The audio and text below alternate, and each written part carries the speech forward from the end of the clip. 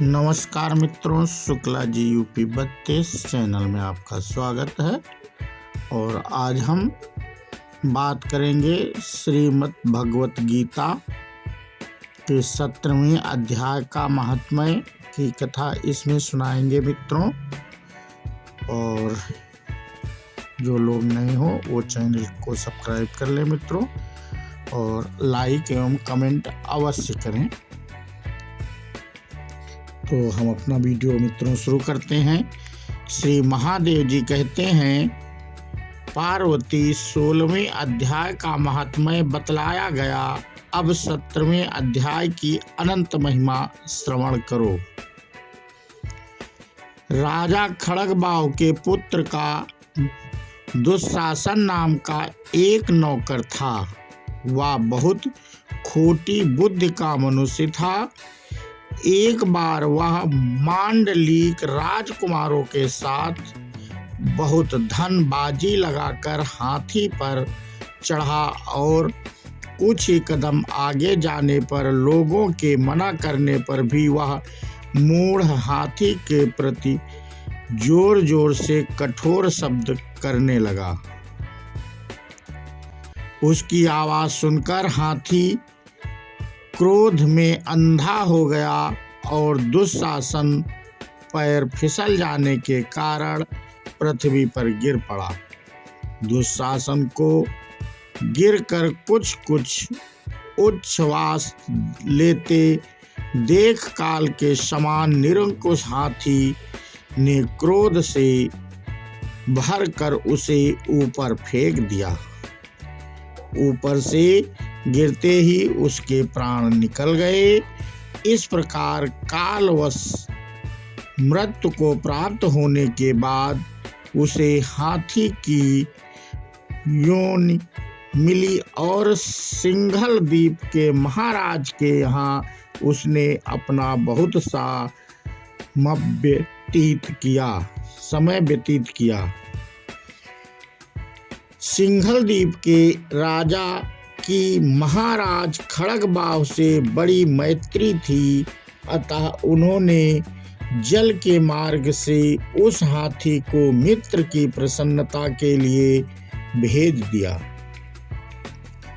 एक दिन राजा ने इस लोक की समस्यापूर्ति से संतुष्ट होकर किसी कवि को पुरस्कार रूप में वह हाथी दे दिया और उन्होंने 100 स्वर्ण मुद्राएं लेकर मालव नरेश के हाथ बेच दिया।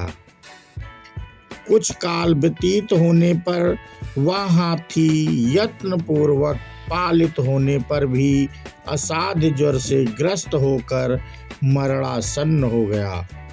हाथीवानों ने जब उसे ऐसी शोचनीय अवस्था में देखा तो राजा के पास जाकर हाथी के हित के लिए शीघ्र ही सारा हाल कह सुनाया।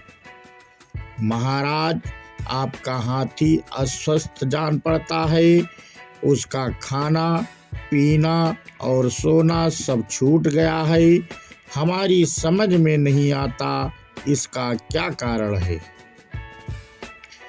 हाथीवानों को बताया हुआ समाचार सुनकर राजा ने हाथी के रोग को पहचान वाले चिकित्सा कुशल मंत्रियों के साथ उस स्थान पर किया जहां हाथी ज्वरग्रस्त होकर पड़ा था।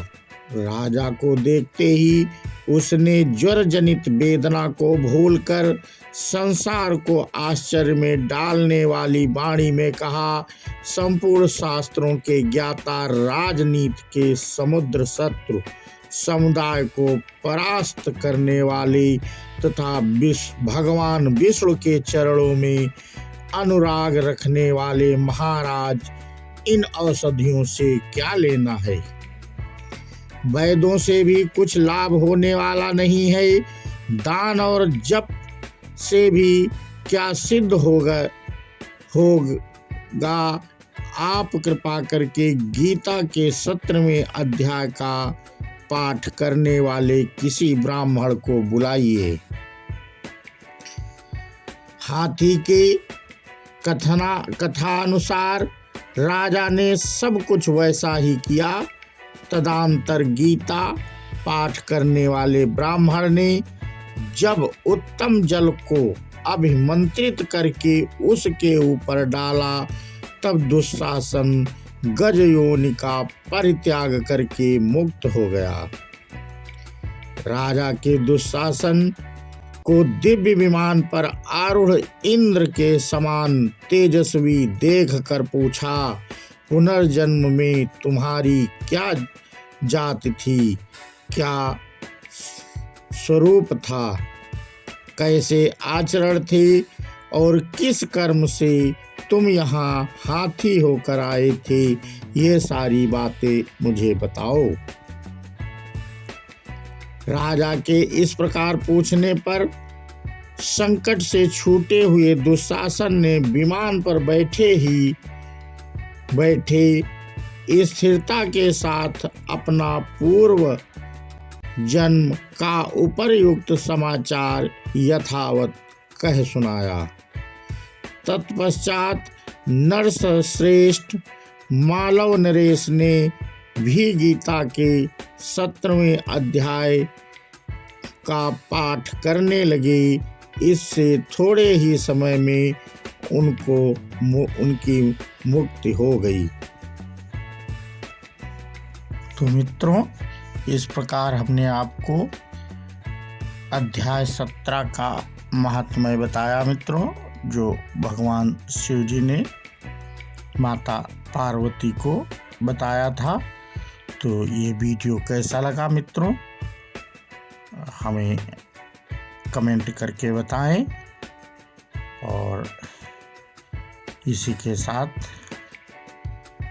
हमारा ये 17वें अध्याय का महात्म्य समाप्त होता है मित्रों।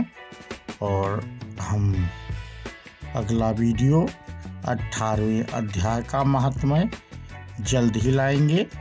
और हम 1 से 18 अध्याय तक महात्म्य के 17वें अध्याय के महात्म्य तक हमने वीडियो बना लिया है मित्रों, और YouTube पे आपको मिल जाएगा।